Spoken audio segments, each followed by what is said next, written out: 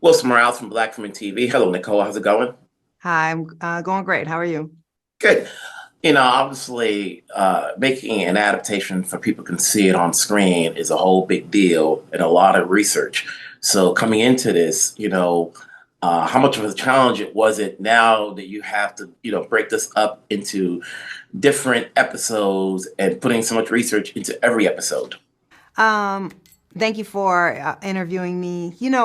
The breaking it up in that way wasn't so much of a challenge because we basically just follow the format of the book. I think in some ways it was easier to turn this into a documentary series adaptation because it's basically an anthology, right? So each essay in the book is on a different subject area, and we follow that same format for television.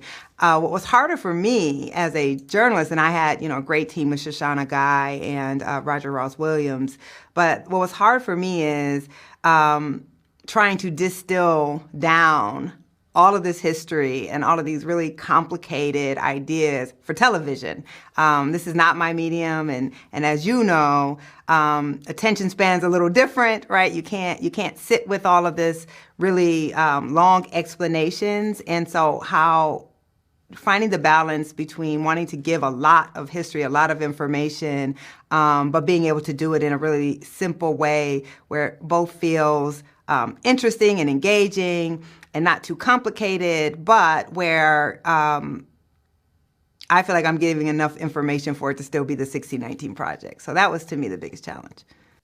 And that's where these guys like Roger and Shoshana come in because they have experience in Exactly. breaking down in terms of with as much footage that you have, including yourself, your family, and then showing something from yesteryear. Because how much, you have all that packed in, especially when you think about one episode. This is where guys like Roger come in and say, okay, how do we whittle it down? Was there ever a thought process as far as we got to keep this in? And somebody says, nah, you're losing continuity or so forth. Yeah, of course. This is a give and take process. It was extremely collaborative. I'm going to give myself credit on picking two great collaborators because we really did have an amazing relationship. And what the reason that it worked so well is they trusted me as a writer and as the person with the subject area expertise, but I also trusted them as you are the filmmakers. And so if there was something that I really felt was important, no matter what to get in, we found a way to get it in. But if they came back and said, this really isn't working, I had to defer to them. And that's why it was so important to have collaborators where there was a mutual respect in what we bring. For those who have not read the book or are not aware of this, but they're getting aware of now, and so a lot of people just kind of know the word 1619. What do you want them to get out of watching either the whole series or at least one episode? What I hope that people will get is that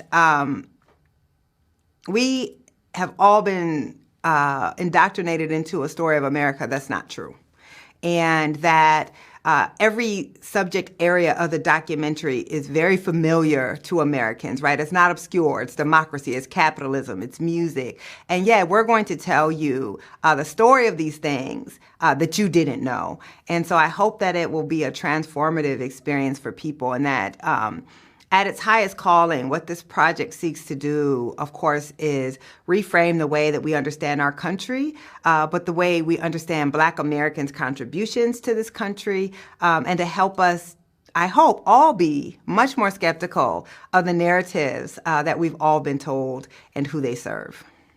You've been with this for a long time. This is more like an albatross. Now we got to get it out for a wider audience.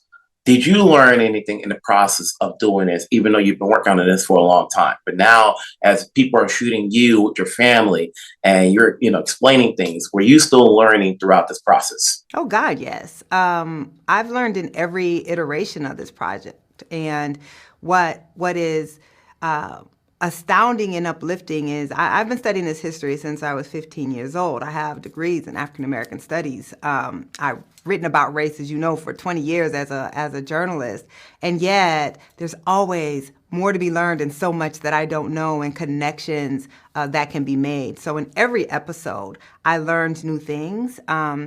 And I also had the unique experience of a journalist of having that vulnerability of having my own story told, of inviting family members in to share their stories, and getting a different perspective on what it means to be on the other side of that journalism. Mm-hmm. Overall, how long, when the first episode you see, obviously, November 2022, and still, like, how long did it take to put the entire project, get it edited down and ready for, obviously, for Hulu? Yeah, we worked on this project for 2 years. We filmed out in the field for a little more than a year.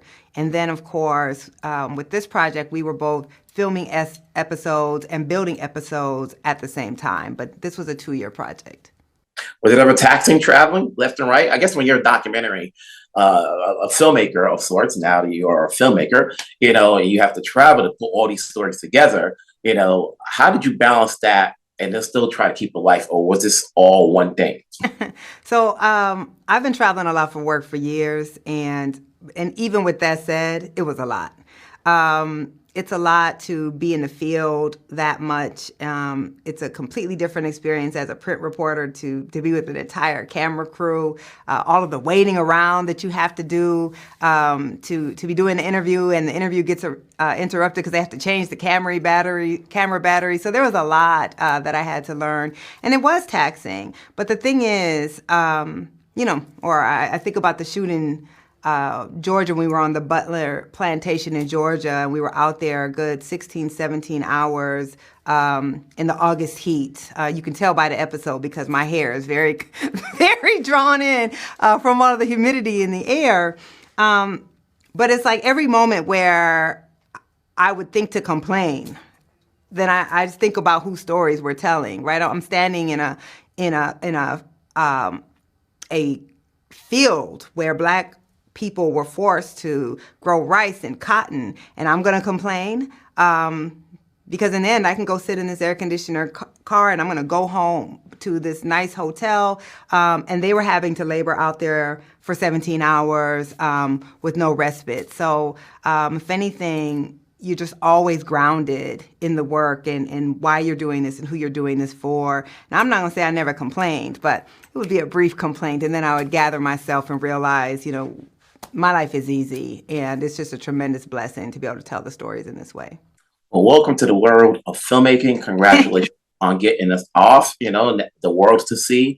I'm sure hopefully there'll be a follow-up, or at least you'll have other projects down the road that we'll be interested in learning and listening to and reading and so forth. So wherever you're at, stay safe. Thank you so much.